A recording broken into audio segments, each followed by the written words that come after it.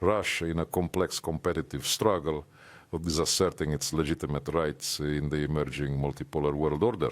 And we often have to do this, despite the unwillingness of the Western minority to curb their excessive ambitions and conduct affairs respectfully with everyone.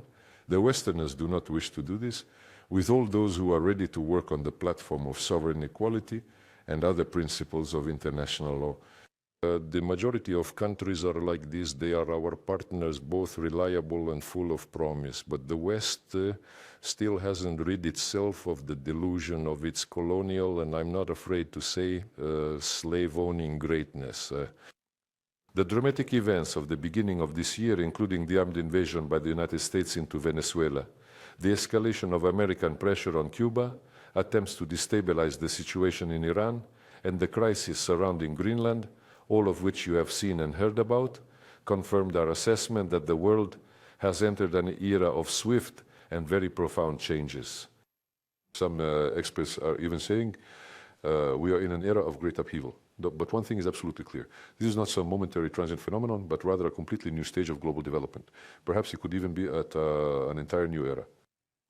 This stage could last for many, many years or even decades. The simple situation in strategic stability also doesn't add optimism, whose degradation a number of European Russophobes baselessly accuse Russia of. Meanwhile, the initiative put forward by President Putin concerning the continued voluntary observance by the parties to the Strategic Offensive Arms Treaty of the central quantitative limits enshrined within it received no official response from the American side. We operate on the assumption that this moratorium declared by the President on our behalf will remain in effect, but only for as long as the United States also does not exceed the aforementioned limits. And overall, we will act responsibly and thoughtfully based on a thorough analysis of US military policy.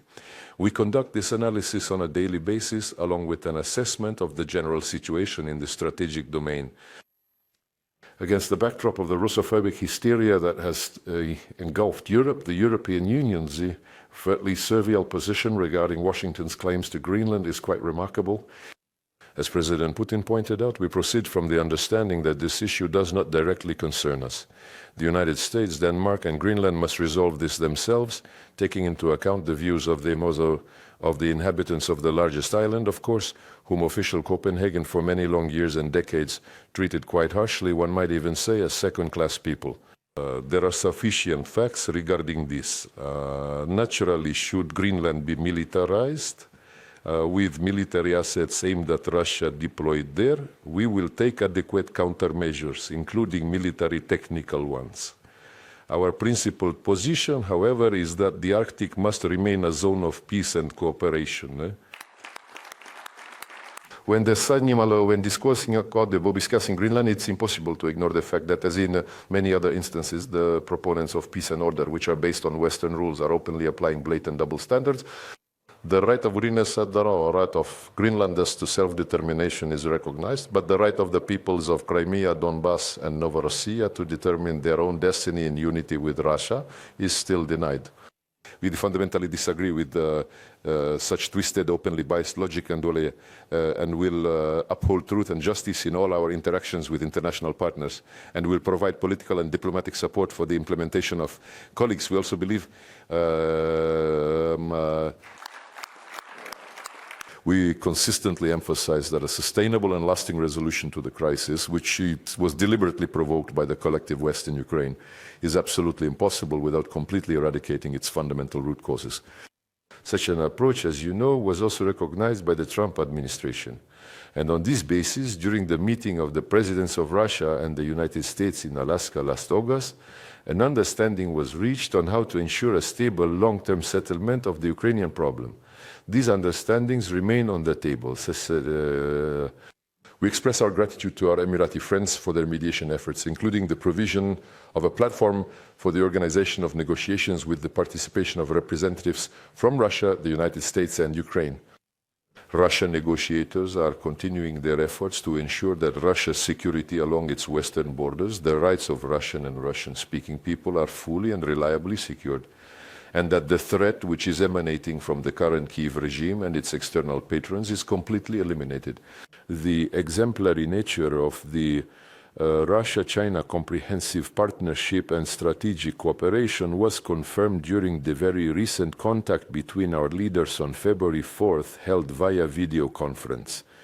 The head of the Russian state gratefully accepted the invitation to make an official visit to China in the first half of this year. We will actively, productively, and I sincerely hope prepare for it. By the way, in just a few days, the entire Chinese nation will celebrate the arrival of the new year according to the lunar calendar. And it remains to wish our friends that in the coming year of the horse, the red horse, the successes of the Chinese nation on its path to prosperity.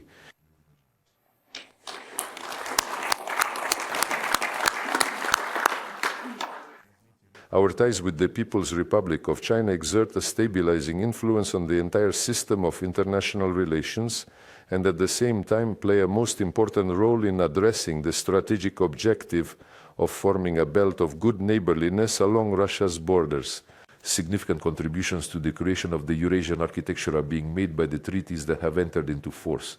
Those on security guarantees with Belarus and on comprehensive strategic partnership with the Democratic People's Republic of Korea and the Islamic Republic of Iran. We stand in solidarity with the peoples of Venezuela and Cuba, who, as I mentioned earlier, are subjected to severe external pressure. We are determined to provide our friends all necessary support together with other like-minded individuals, with all those for whom the ideals of freedom, sovereign equality, self-determination of the nations, and democracy in international affairs are not empty words. In cooperation with our partners in the association, we are continuing to discuss and implement the initiatives that were put forward and subsequently approved during the BRICS summit meeting held under the chairmanship of Russia in Kazan in the autumn of 2024. One of the most crucial objectives is to establish platforms within BRICS for the unimpeded conduct of trade, economic, monetary, financial, and investment relations.